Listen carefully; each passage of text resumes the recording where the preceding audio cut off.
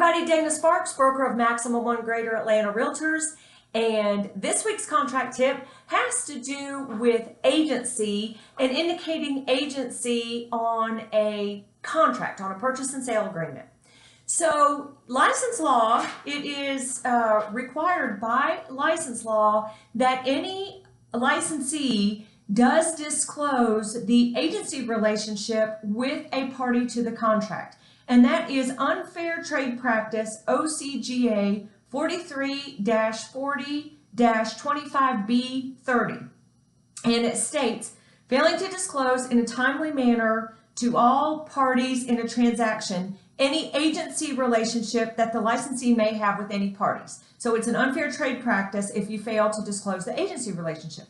So a couple things. Number one, if you are an agent and your client is writing a contract on a form other than the GAR purchase and sale agreement or the RE forms purchase and sale agreement, you need to make sure, so that you stay in compliance with license law, that somewhere on there you do disclose your agency relationship with the party.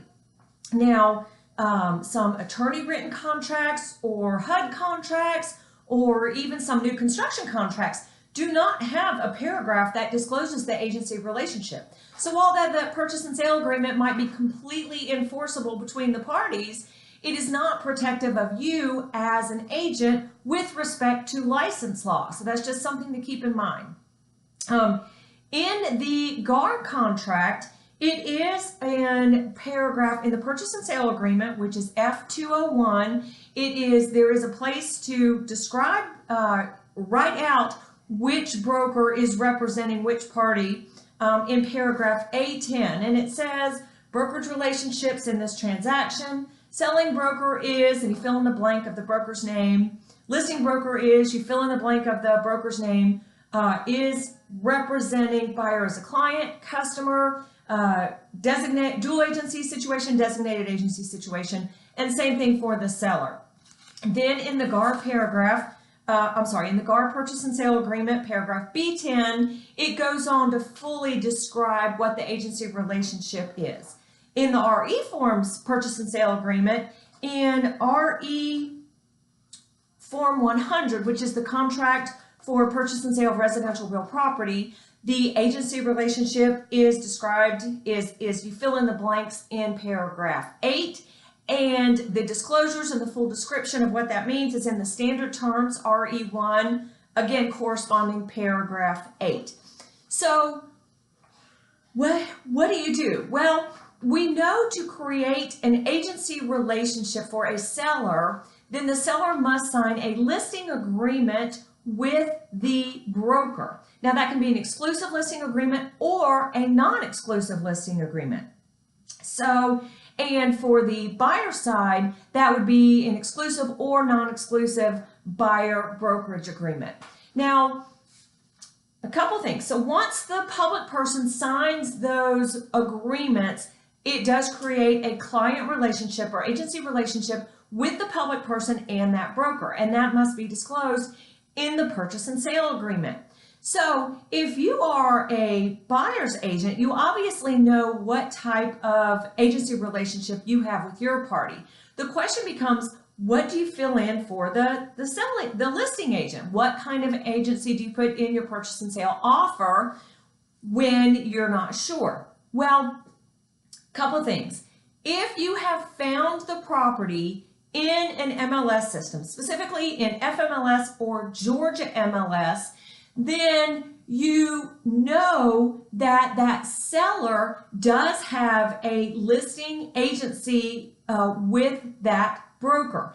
And the reason, so how do we know that? Well, we know that due to the MLS rules, due to FMLS and Georgia MLS rules. The only way a listing will appear in those MLS services is if a seller has signed a non-exclusive listing agreement with that broker. So if you found the property in MLS, then you know as a buyer's agent when preparing an offer to mark off listing broker is whatever the company is, and it would be a client relationship with the seller.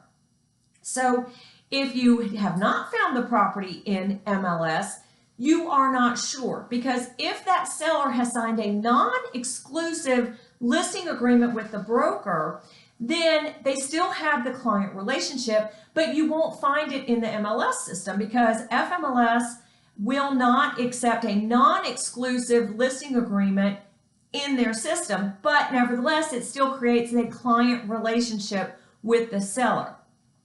If a seller has signed an authorization to show unlisted property with the broker, then it's not listed, so you won't find it in MLS, and that form just describes the customer relationship.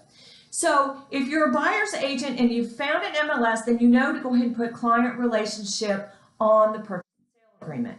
If you are a listing agent and you receive a contract and the buyer's agent has not marked, disclose the agency for the selling side, for the listing side, make sure in your counteroffer that you add that information in the counteroffer, because you too are held to license law and must disclose the agency relationship if you have a client relationship with your seller. So why is this even important? Well, number one, we already discussed, it's very important because you need to stay in compliance with license law. But the other reason it is important has to do with the notice section. For parties sending notice to one another with respect to the purchase and sale agreement, then the notice, the forms of notice, or who can receive notice varies based on if the broker is working with the public person as a client or as a customer. And I'll do another video on notice and why that is so important.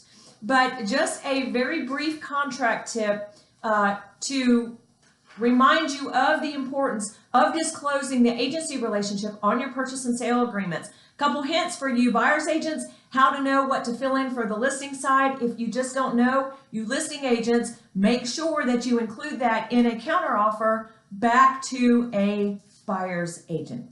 So thank you guys so much for watching.